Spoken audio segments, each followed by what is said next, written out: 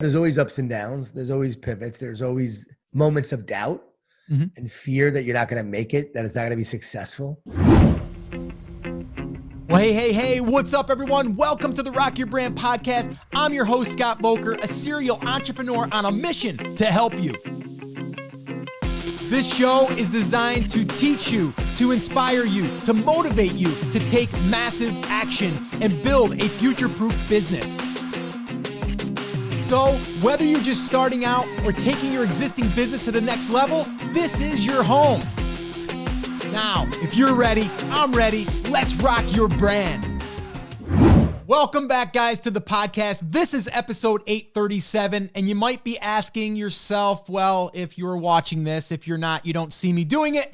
I am holding these two books, The Energy Bus and The Carpenter, and they are written by an amazing guy by the name of Jon Gordon. And today I have the privilege, the honor to have him on the podcast, and you're about to listen to this interview. But let me just tell you this. If you think that someone that has a book that has sold 2 million copies had it easy, well, you'd be wrong, because there's a lot of obstacles, a lot of no's, 30 no's on this book before he got a yes. What if he stopped? What if he never kept asking? Well, he wouldn't have changed that many people's lives. We're talking sports teams. We're talking high-level companies have now hired him from this right here that was declined, that was denied by over 30 publishers. All right. Now, the other thing I want you to be aware of here is Jon is not going to just tell you everything that worked, because there's some things that didn't work, not just in the beginning, but also recently. He's going to tell us about a recent product that they launched that, well, it was a complete failure, in his words. And also how he's dealing with his business right now. His brand is built off of speaking. And really a lot of his revenue comes in that way. And, different types of training. He teaches leaders how to lead. Well, those are all kind of not happening right now, as we all know, right? So how does he adjust? How does he get through the mental trash, which, by the way, he admits he's still got mental trash, right? He's got to figure that stuff out, and he reads his own books. All right, so I am going to stop talking now. I am fired up because I just got done with the interview, and I'm recording this intro that'll lead you into this interview that I did with him. But I want you to take note at not just the wins, but the failures. I also want you to take note at why positivity, if you focus on positivity, it will turn into your own great life and positivity in your own life and family. All right. So guys, I'm going to stop talking, like I said, so you can enjoy this interview that I did with Jon Gordon. Well, hey, Jon, welcome to the podcast, man. So happy to have you on. I've read your books, at least a couple of them. And man, it's an honor to have you on the podcast. How you doing, man? Doing good, Scott. Thanks for having me on. We're in the middle of the whole pandemic thing, but I am staying positive through it all and helping others do the same. That's my goal. Yeah, no, it's a great time to actually have you on, because I think there's a lot of people that are struggling with whatever this has dealt them. I think everyone is being dealt something different. It could be your job. It could be your business. It could be just life in general, right? But I think it's great to have you on, because to me, you are like the king of positive, if you will. I'm serious, dude. I mean, it's like everything that I see that you touch, and I'm sitting next to the books that I own from you, and it is all of that positivity. And I just literally wrapped up reading The Carpenter, and I actually listened to it, and then I always buy the books as well, because I like them as a place I can just go and kind of go through it. But I'm more of an audio guy, and I listened to your book, and it was very, very good. So welcome to the show, but let's just kind of get people caught up. If they don't know who Jon Gordon is, give us a little glimpse. And then what I want to do is I want to dig into some of these components, and then also how you even arrived to where you are. I mean, I think we could do both by answering the question of, am I Mr. Positive? And the answer is no. When you said I'm the king of positivity, it made me laugh, because I am not naturally positive. People think I am because of the books that I write and so forth, but I'm naturally a pessimistic optimist. And so I go towards the negative at first, and then I have to work really hard at staying positive. But then I find this eternal ray of hope, this optimism, this faith, this belief that somehow, some way, we're going to make it through this. And that's something that has developed in me over the years. But I grew up in Long Island, New York, Jewish Italian family, a lot of food, a lot of guilt. My dad was a New York City police officer, undercover narcotics. So Wow. not a very positive guy, very loving dad, but just very negative. Like the world is out to get you. And so I grew up with that kind of mindset, and I had to learn to be positive. And what happened was my wife came up to me when I was around 30 years old. We had two small children. And she said, I love you, but I'm not going to spend my life with someone who makes me so miserable. You need to change. Wow. And that was a huge wake-up call because I loved my wife. I wanted to stay married. The dot-com crash had happened. I had lost my job, no insurance for the kids, didn't know how I was going to pay the bills. And I was so full of fear and stress in many ways how people are feeling right now. And that was a huge time for me. And I failed that test. I know that I did not do well during that time. Fearful, stressed, anxious, tons of anxiety. But somehow, some way, that's where my faith was born. That's where I found some belief and hope to move forward. That's where I started to research ways I could be more positive. That's when I asked, what am I born to do? Why am I here? Writing and speaking came to me during that time. So out of the worst event in my life, right, it led to one of the best in which I get to do now, being here with you, being able to share this message, being able to write these books. And I know that positivity was my life's work. It was my calling. I didn't choose it. It chose me. And I think I'm a good teacher of it because I am naturally negative. So people really connect with me and relate to it because I'm not someone who's like, hey, just be positive. No, I know how hard it is. I know this is not about Pollyanna. This is not about seeing the world through rose-colored glasses. This is knowing that you have the power to overcome the thorns. This is knowing that optimistic people are the ones who create the future. Like, let's face it, pessimists do not change the world. Naysayers say you can't do it, right? They're always saying you can't. Complainers are always complaining about problems. Critics write words, but they don't write the future throughout history. Think about it.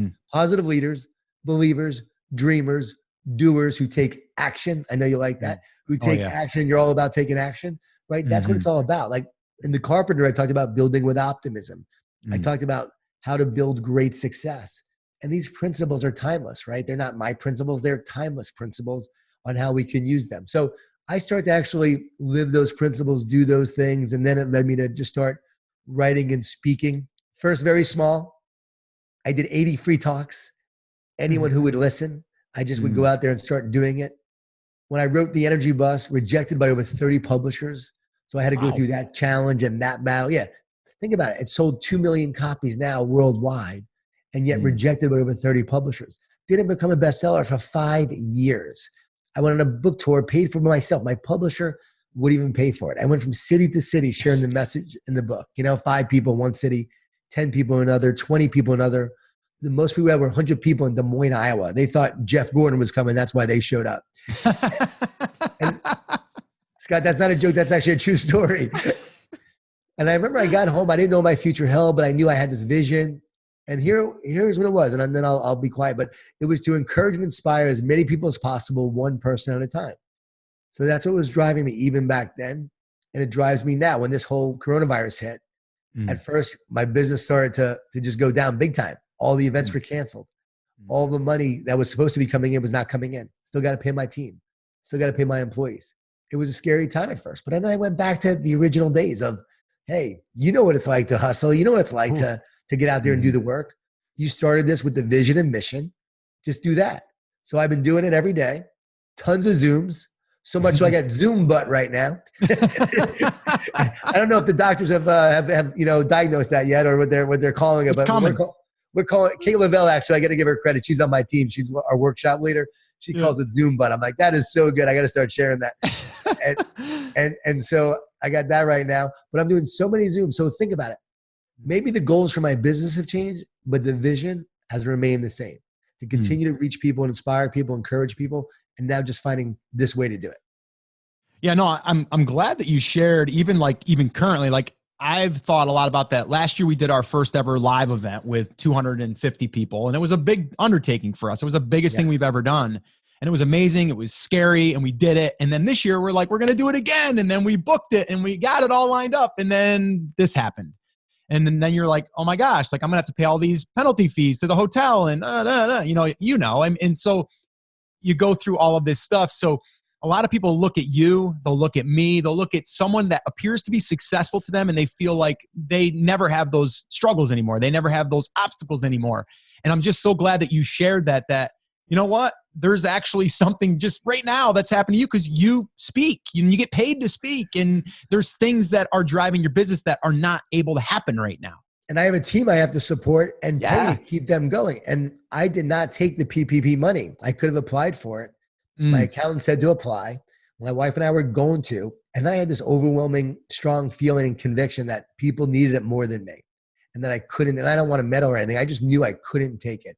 And so we didn't apply for it. So it's real. It's difficult, right? And I wasn't sure any events were going to book. But you know what's funny? I deployed the principles that I've been teaching all these years. At first, my wife will tell you, went really negative, pessimistic. Then I'm like, is this going to help me get through this time? Is this going to help me get through others? Come on, John, read your own book. Let's go. And so I then started to focus on winning the day. My motto was win the day. Don't worry about tomorrow. Just win today. Reach others, connect with others, impact others. I'm doing 3 or 4 Zooms a day now. My voice is shot. I got to take a break in June. I've been doing so many, but I've been trying to do as many as possible and win the day, then win the next day, then win the day after that. And if we win each day, we're going to create the future. And so we did an online virtual leadership event. We had, like you, we had a number of events lined up, trainings and so forth.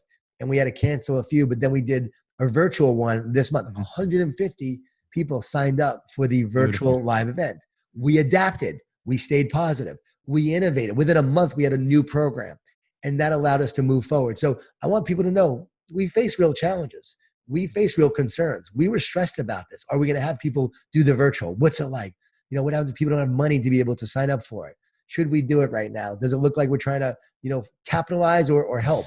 And our big goal was, no, we teach leadership. We teach positive leadership. Like we got to get out there and do this right now and make a difference and help. And sure enough, those 150 people were helped and loved it and were impacted by it. We lowered the fee a lot. So we made it a lot cheaper than the live event. So that's going to be part of our model going forward. But to deal with real challenges, real issues. Told both my kids, guys, they're 22 and 20. Get to work.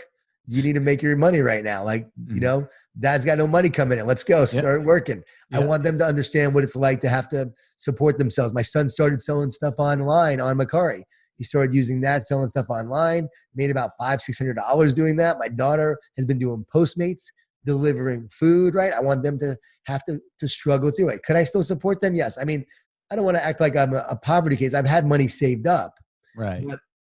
But it's not like you have to want to use that for your future, to use it now, right? But I would if I had to. But the point was, I knew that this situation right now in the operating cash flow was in dire straits to run a business. And then at the time, when we first heard the news, you don't know how long it's going to last. How long is speaking not going to happen? How long until we have events? There's a lot of uncertainty. Some people were saying a year, 2 years. So then you're going, oh, wow, what about that?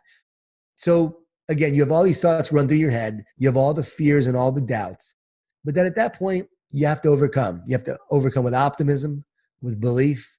You got to focus on what matters most. You got to encourage yourself every day. You got to encourage others. You got to trust. I'm a big believer in just trusting. I'm a faithful person. I've learned to trust in God. That has carried me through so many challenging times in my life. Starting when I lost my job in the .com crash, that's when I found my faith. It was actually during that time. So that's helped me and prepared me for this moment. I am so much stronger now for this moment to help others. And, again, I'm just thankful that I get to do what I do. And I know you, me, and others going through this time, we're going to get through it. I know that the people listening, this too shall pass. I know that you stay positive. You continue to work hard. You look for opportunities. You win the day. And great things are going to come your way. I'm telling you, there's going to be so much great success in the future. It doesn't look like that now. And that's the thing. It never looked. I'm sure during the Spanish flu, it looked like things were hopeless and people got out of it. During the Great Depression, that's when the Golden Gate Bridge and the Empire State Building were built during that. During the Great Recession, it looked hopeless at many times. And so those who stay optimistic and faithful are the ones who will create success in the future. And I just want to say this, what you believe right now, will determine what you create. And it's really important that people really focus on believing in 100%. positive things. Yeah, 100%. Yeah, man. No, I love all of it. And it's so valuable just to hear that, not just from you, but just from others. And I think that's the other thing. It's like you need to put that in, right? It's like, and I think you had mentioned it in one of your books, but it's just kind of like what you feed your brain, kind of like the angry dog. It's kind of like you are going to either, that is going to win, right? Or you're going to win, whatever you're going to focus on. And I totally believe in that. And it's not woo-woo-y stuff. It's just like, common sense says, listen, if I focus on this a lot, this is going to happen. And if I focus on this, it's going to happen better because I've got more of a chance, right? Yeah, we have two dogs inside of us. We have the negative dog and the positive dog. Yeah. And whichever one you feed, that's what grows. So we have to feed the positive dog. Yeah. The best advice I ever heard is from Dr. James Gills, only person on the planet to complete 6 double Ironman triathlons. That's a double Ironman. And the last time he did it, he was 59 years old. And he was asked how he did it. He said, I've learned to talk to myself instead of listen to myself. So we listen to self, we all the fear, the doubt, the negativity, and the complaints. We talk to ourselves. We can feed ourselves with the words and the encouragement that we need to keep on moving forward. Not woo-woo, but what you feed each day is what will grow. And if you don't have it, you can't share it. So being positive doesn't just make you better, it makes everyone around you better. True. And I know this, being positive won't guarantee you'll succeed. Let's be honest. But being negative will guarantee you won't. Exactly. And so we give ourselves the best chance when we are optimistic and positive. We still have to be smart. We still have to have talent, right? It's not about, oh, I'm just positive. I work with a lot of professional sports teams. It's like, okay, you may be positive, but you have talent. You're not a professional athlete. You can just cheer the team on from the sidelines, but you're not going to play much. So you got to have both, right? But all the people I've worked with and all the great, Dabo Sweeney of Clemson, his optimism is a competitive advantage. I work with the Rams, right? Sean McVay, optimistic, positive coach. That's a competitive advantage. Miami Heat, Eric Spoelstra, such a great leader, a positive guy. That helps him get through the challenging times. You see it over and over again with the great teams and the great leaders. Yeah, no, that's awesome. Okay, so let me ask you this, because there's something that I believe, just even looking back at my own track record, I'm sure you have it as well. And I like to ask all of my guests that come on, really, like, there are I believe there's moments, and like one of those moments was in the .com crash for you. That was probably one of those moments you're like, if that never happened, I never would have did this. And you might not be sitting here talking to me. You might not have written all those books. Who knows? Never would have happened. Is there another moment that you're just like, you always kind of like, if that never happened, that one take action moment is what I call it. There's one take action moment that you did. It could have been a phone call. It could have been whatever that changed your direction or pivoted you to a direction, open a door, whatever. Is there anything that comes to mind for you that you can just put a finger on like right away? Oh, big time. I mean, it's the energy bus. I was walking one day and the idea came to me and I went to my home office, never wrote a fable before. And I wrote it in 3.5 weeks. Every day I got up, I wrote, I would take a walk. I would practice gratitude, thank you walks. You can't be stressed and thankful at the same time. I had a lot of stress during that time. I would pray. I'd come back. I'd write some more. And then I'd take a break. At night, I would edit what I wrote. And I started to make some changes and get some new ideas. Next morning, do it again. Did that every day for 3.5 weeks. Wrote the book. Didn't have a publisher, just wrote the book. And then said, let's send it out. Let's try to find a publisher. Found an agent, sent it out to publishers, 30 rejections. But if I don't write that book, if I don't take action every day, I'm not living the life that I live. I'm not doing the work that I do. Because Jack Del Rio read it in 2007, gave it to the Jaguars. They all read it. I spoke to the team. Next thing you know, Mike Smith becomes the head coach of the Atlanta Falcons. He was a defensive coordinator for the Jaguars that year. He brings me to the Falcons. I work with them. Matt Ryan is a rookie at the time. Then I go work with the Texas Longhorns the year Colt McCoy is a senior there. Then all of a sudden, all the coaches start hearing about it, reading it. The next thing you know, it starts spreading. I go on that tour. All these different businesses and schools start using it. Very small at first, right? Very, very few adopters. But then it just starts to spread. And that book changed my life because everyone started reading it, started bringing me into the speak of their companies. And I've written 21 other books since. But if I don't write that book and take action on that and go on that tour and just say, I'm going on a tour. Like I'm just doing it. I don't know what's going to happen, but I'm going. I didn't have it all planned out. We literally showed up in some cities and had nothing planned. And next thing you know, I'd get on a radio show and a local TV show. It was like the most fun, random, spontaneous, crazy time. But we were fearless. I was young. My wife was supportive. She said, go for it. And I went for it. So if I didn't take action, I'm not doing the work I do today. And I meet so many people, right? They want success and they want it now, but they're not willing to do all the things that it takes to get there. And that's the thing. I was willing to do anything and everything to get there, and still am. Like, still humble and hungry. I'm still thinking like a rookie right now, still showing up, doing the work. I don't think I've arrived. I'm still building. I'm still growing. And that's the way I'm approaching life. And I find those that are really successful, that have been through the grind, that had to really work for something, they have a distinct character and humility that continues to drive them to make them even want to get better. They're lifelong learners and they never think they've arrived. I think Tom Brady, you look at him, he has it. You look at, Drew Brees, he has it. You just see it in certain people that they just want to be their best and they want to grow, and they're never just settled with who they are. They want to, they're not satisfied. No, yeah, they're thankful for their life, but they always just want to get better and make a greater difference. Yeah. So the one thing that you mentioned there that I don't want to gloss over is the 30 no's, right? Yeah. So how do you get through the 30 no's? Because see, what we deal with, like, I have people that listen, they're stuck in their job. They want to get out. They want to build an online business. And I always tell people, like, listen, the business you're building now probably won't be the business you're going to build in 5 years or 10 years, right? You're building the skill set. You're creating your craftsmanship, as you would say in the Carpenter, right? You're building that over time. But they get frustrated because they might say, oh, I want to start, doing something around my passion. I start publishing some videos on YouTube, but it doesn't take, I don't get viewers, and I just give up. Like, that's kind of how it looks, right? So you're doing this, you're getting 30, and you don't even know where that's going to lead to, right? You're like, I may get a book deal, and I don't even know what that looks like. So how do you push through when you get that many no's? It's a great question. You just do the work. You just show up and you do the work. Like I wrote in the Carpenter, also The Power of Positive Leadership. You do the work. You don't let praise go to your head. You don't let critics in your head. You just continue to do the work, and you can't worry about what your market looks like now or what kind of response you're getting, because you just got to start doing the work and putting it out there. Now, after a year or two, and if you're not getting any response, well, then you got to evaluate. Maybe you're not publishing it the right way. Maybe you got to work on your content or the quality of it. That might be a thing. But at the same time, you can't expect immediate success. So I meet people all the time. They keep on putting it out there. They keep sharing it. And you can see it start to grow. Like, for me, it wasn't overnight. It happened over time. And that's the thing. I think people want instant success, so they don't get the feedback right away.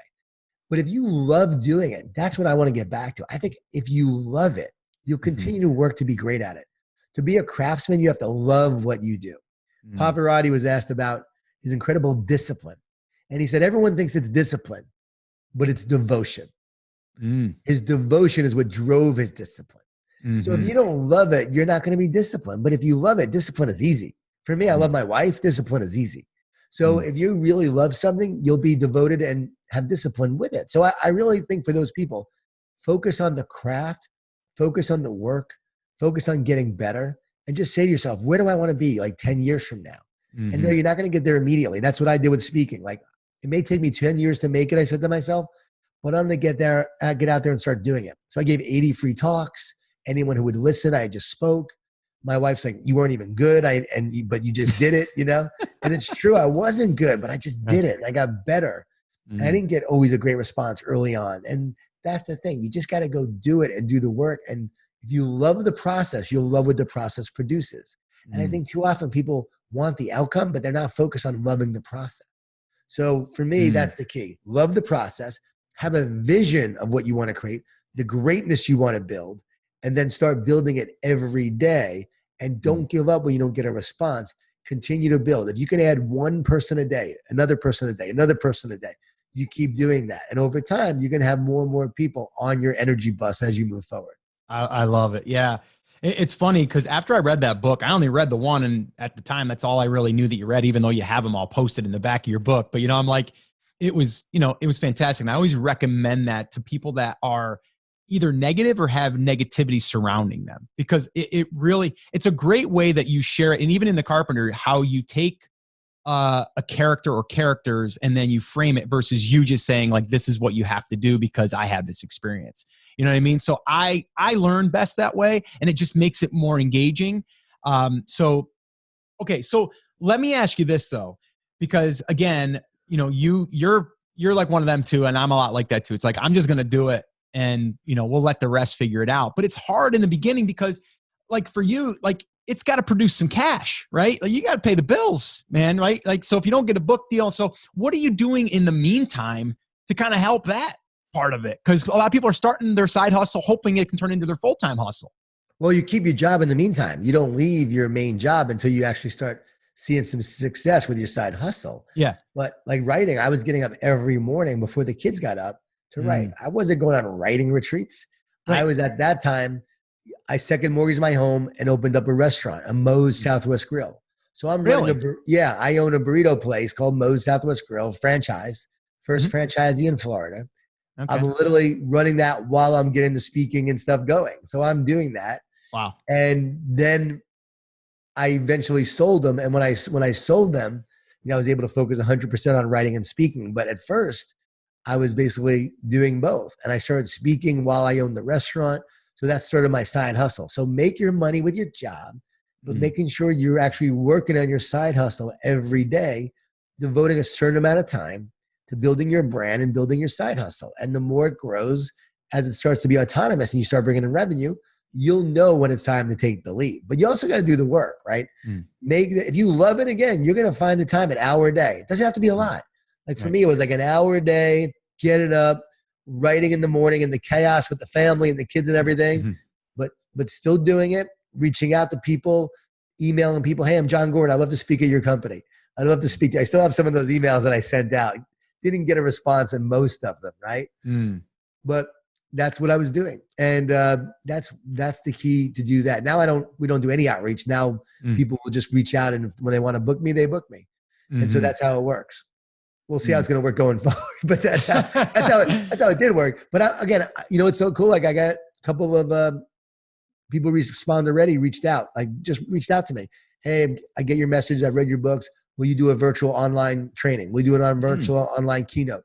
I've got like 5 or 7 virtual online keynotes already on the books to speak. Nice. Am I making as much as I made when I was speaking? Right. No, you do less for online virtual, but it's going to keep us going until things turn around. And so it's going to help me pay everyone. So, but that wasn't happening immediately. Stayed positive, worked hard, kept on sharing the message. What would happen if I would have got online and on Twitter and social media and started bitching, started being negative, started complaining? Do you think any of those people would book me? And they're like, wow, this guy's a fraud. He ain't the real deal. This guy had a lot of circumstances to define him. No, they want me to help them overcome their circumstances. So, absolutely. So you stay true to who you are. You work on your craft every day. You spend time building it while you're doing your other thing. And you'll know when it's time to leave. But you got to make a commitment to work on your craft. Yeah, I love what you said too, is you got to start learning to love the process, right? Yeah. Like, it's funny because my story in the beginning, when I left my father's construction company, my wife wanted to be a photographer just because she wanted to get us out of doing what we were doing. And she never knew how to do photography. I didn't know. And this is back before digital cameras. And so I didn't care. I'm like, I'm not passionate about that, but I'm passionate about getting out of my job. So like, let's do it. And we learned, but during that process, I learned that I love marketing. I also learned that I loved Photoshop. I also loved video editing. So I learned all that by doing that other thing. So I love to tell people, like, it might not be your ultimate passion. You got to fall in love with you got to be passionate about the process, right? And then if you can wrap that around your, like my wife's photography thing, game over. Because you're going to be like, I need to find time for this. I'll stay up late. I'll get up early. Like you said, right? You wrote your book, even though you might've been tired, even, you know, because you were just passionate about getting the message out there. Right. Is she still doing it? The photography? No, we actually left that probably, oh gosh, my youngest daughter's 12. We have kids similar ages too. I've got a 24-year-old who's going to have her first baby. We're actually going to be grandparents. Wow. Yeah. And so thank you. And so 24, 22-year-old son and a 12-year-old daughter. But when she was born, that's when we got out of the photography business. So it's been about 12 years now. And we then went and took that online and created our digital side of the business, where I was teaching Photoshop, and I got into the informational world back then. So that's kind of how I got my foot in the door. But another question for you, John, because you've been at it a long time. Has there been, like, these little, because for me there has, but I'm just curious for you. Has it been a straight path, man, or has there been pivots along the way? Are there like, oh, wait a minute, I'm not really feeling this, or oh, my directions should be going here because that's where I want to go? Is there any of that ever been coming your way? I'm just curious. Oh yeah, there's always ups and downs. There's always pivots. There's always moments of doubt and fear that you're not going to make it, that it's not going to be successful. So there's been a lot of those along the way. There's been a lot of ups and downs. I think one of the key ones was really identifying what my core message was. Like, what is my core message? Like, what am I really here to share? And I realized that anytime I talked about positivity and encouragement, that I felt energized by that. And when I would talk about like health and wellness, which I used to talk about, it sort of drained me in a way. So I realized my core message was optimism. It was positivity. I didn't know I would write books on positive leadership, the power of positive leadership, or the power of a positive team, which are used by a lot of companies now and organizations. That's what our training is built on. But like you, right? I was just jumped into knowing positivity was where I was wanted to be. And that led me to do all these other things. And I think so often what you were saying was ringing true, because I think so often people just think you have to have it all figured out before you start. And what I've learned is, no, you go with your gut, your intuition. You follow that lead in positivity. And from there, when you're on the right path, doing the right thing, it leads to so many other things. And you might learn from something you're not supposed to do, but it'll lead you to the next thing you're supposed to do. So for me, like when I moved to Atlanta after college, I was waiting tables. I got a bartending job. I started a nonprofit. I got into the bar business at 24, owned a bar with a few guys. Oh, wow.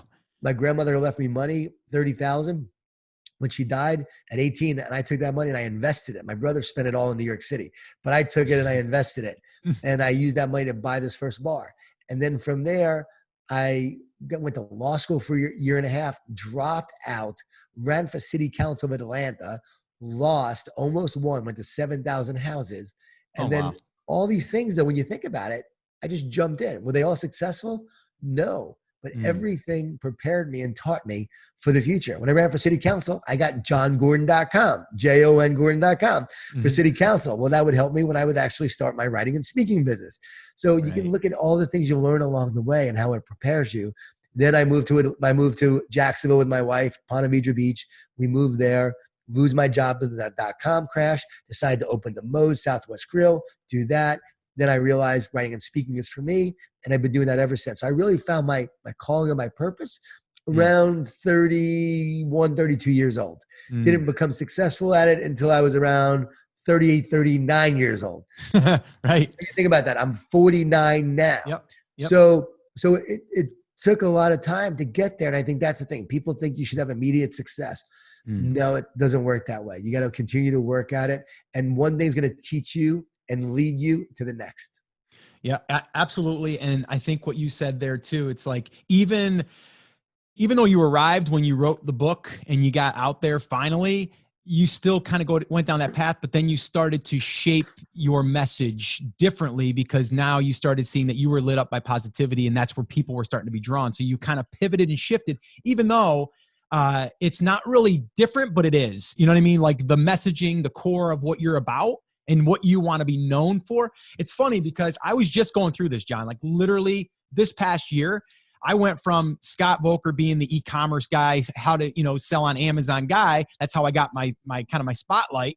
And then from there, I'm like, I don't want to be that guy though in 5 years or 10 years. I want to be the guy that helps you, get out of your own way and start a business that supports you in your lifestyle, so you can spend more time with your family and kind of live your own dream. Right. And I'm like, and so I was actually talking to a friend of mine, Pat Flynn. I don't know if you're aware of Pat Flynn from Smart Passive Income. Yeah. So Pat and I was talking to him, and I'm like, dude, man, I'm like locked up here. I'm like not sure what to do. He goes, let me ask you something.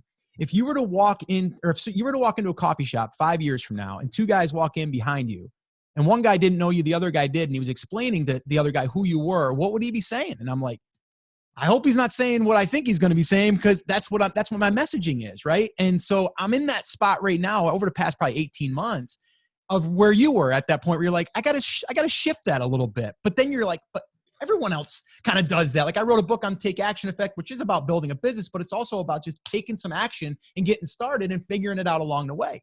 But you always have that doubt, like, yeah, but I can't be just you can't be just a positive guy. There's Tony Robbins. Come on, John, you can't do it. Right. And you're like, I can. And you did. And here you are, Yeah. And I know that was my message, my core message. And yeah, Tony's 6'8", but people said my energy's 6'8". So there you go.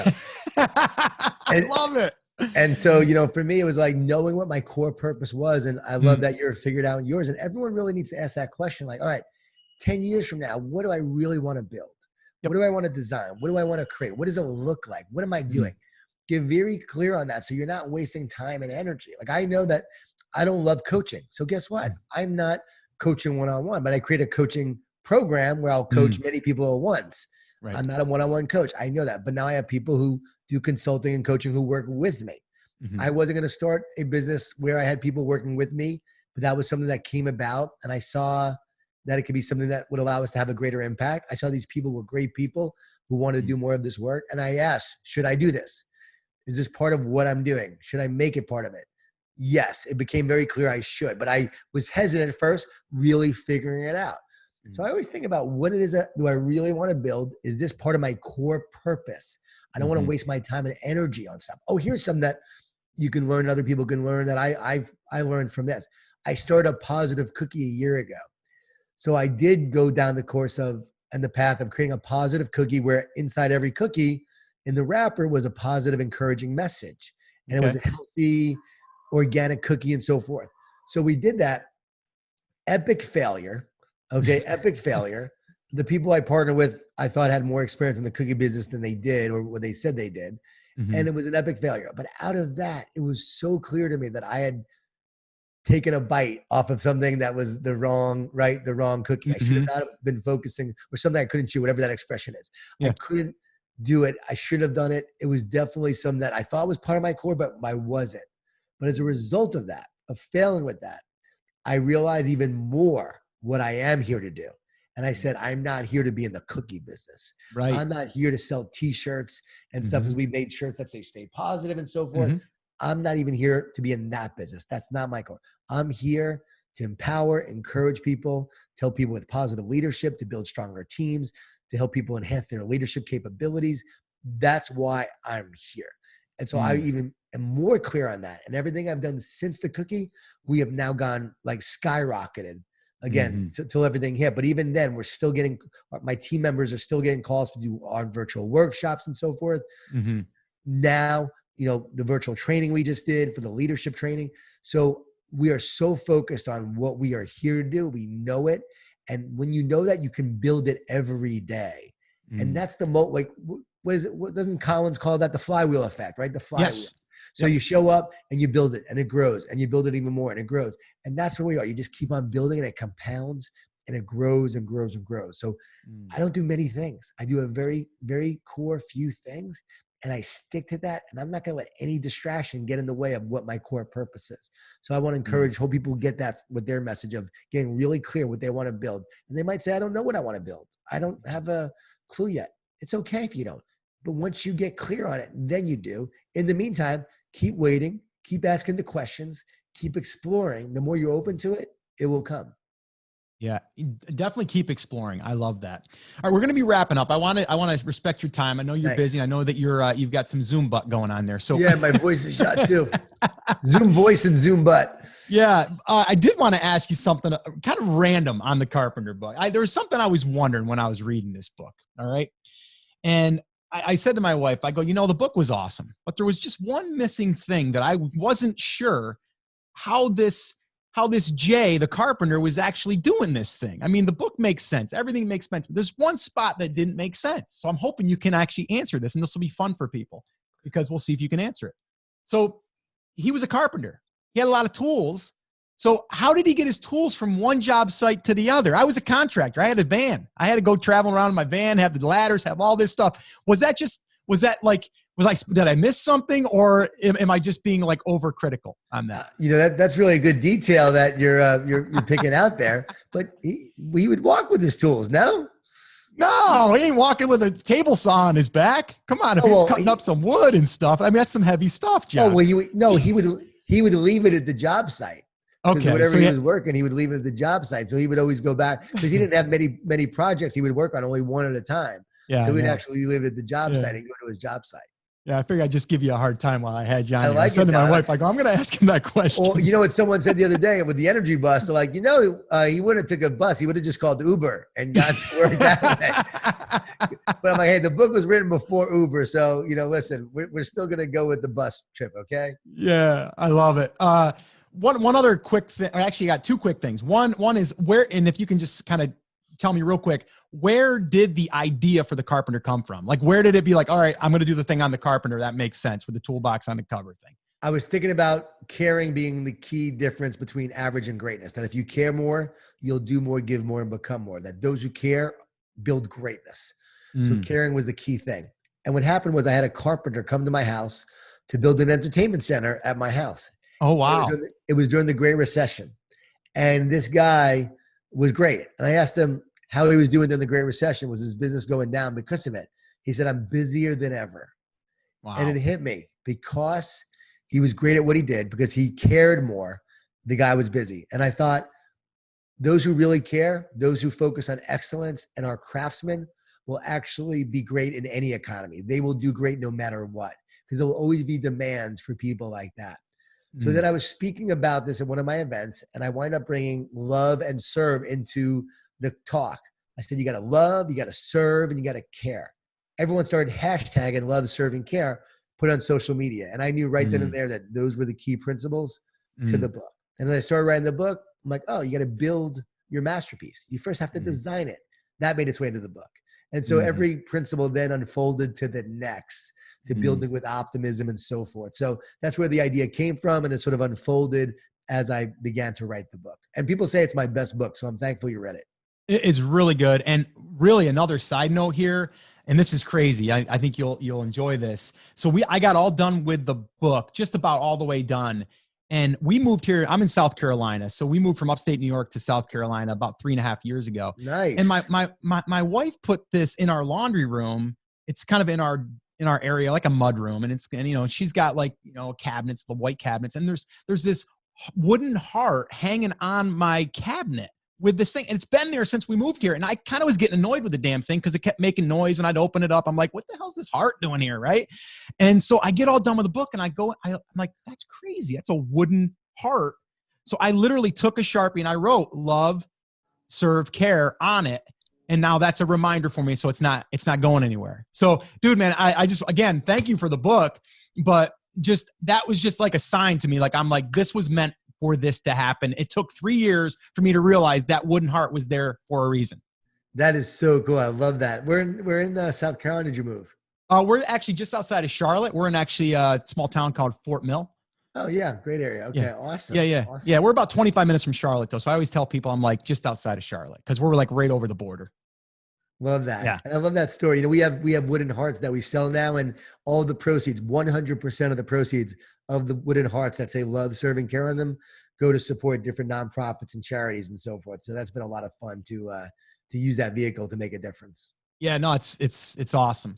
So, all right, I'm not going to take up any more of your time, John. I know that you've given me a little bit of your time here on your busy schedule. I just want to thank you so much for, number one, writing these books and coming on and being vulnerable and sharing, even just now, like some of the uncertainty and the struggles, but also the positivity, because I do believe that positivity will prevail. And I appreciate you again for coming on. Where can people learn more about you other than getting the 21 other books that you have written? How can people get in touch with you or at least follow what you're doing? Yeah, Scott, I'm going to tell you have to read a few more now. I'm going to get on you about reading a few more. I got to read which one should I do next? Which one? Training Camp. Training Camp's my favorite. Okay. I think you'll really like I will do Training that. Camp. I will And do the Coffee Bean. I think you'll like the Coffee Bean too. Okay, cool. Coffee Bean's a 20-minute read, but basically they can find me at johngordon.com, jongordon.com, social media channels at jongordon11, which is Twitter, Instagram at jongordon11. And then I want to leave people with just a thought that stars shine the brightest in the darkness and positive people shine the most through adversity. So even though we're going through challenging times, this is really a chance for us to shine through all the challenges that we're going to face along the way. And we can't look backwards, right? We got to look forward. We can't look at what we're going to do this year, right? We were going to crush this year. 2020 was going to be amazing. We got to basically create what will be. And I truly know that that things are shifting in a positive direction, and we are moving in that direction. You can feel the energy shifting, and great things are going to come. So I just want to share that hope with people, but help them. Don't buy the doom and gloom. Invest in faith, love, and hope. Thanks so much for having me, Scott. Yeah, no, thank you so much, John. I appreciate it. We'll have to do an update with you in the future. But again, I just want to say thank you. I appreciate you, man. Hey, keep up the great work you're doing. I appreciate it. I love your brand and what you're doing and finding your core purpose. I think it's going to be incredible. Take care. Thanks, man. All right, guys, I hope that you enjoyed that interview with John. And I, again, want to say thank you so much to John for doing this. You could hear it in his voice. He's been on a ton of Zooms. And as he said, he had Zoom butt. And I just, again, want to thank him. And I'm really, really enjoying doing these interviews.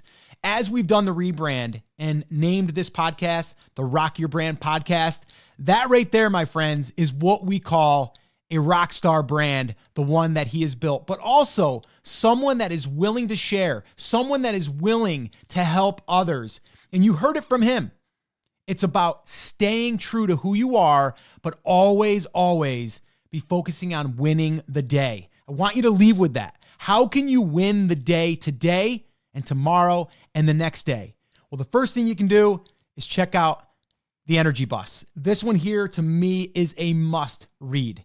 The other one is The Carpenter. That was the second one that I read of his, and I love it. He's already given me homework to read his next one that I should be reading. And then also this one here. I wanted to mention this one. This is Stay Positive. This is a morning book. You read one page in this every single day, and I absolutely love it. So guys, go check out John. Check out the show notes to this episode at brandcreators.com/837. All the show notes, the transcripts, all of the goodies will be over there. All of the links to his books will be there as well. And like I said, you got to get out there. You got to make it happen. And as I always say, you got to take action. So guys, that's it. That's going to wrap it up. As always, remember, I'm here for you. I believe in you, and I am rooting for you. But you have to. Come on, say it with me. Say it loud. Say it proud. Let's say it together today. Take action. Have an awesome, amazing day, and I'll see you right back here on the next episode. Now go rock your brand.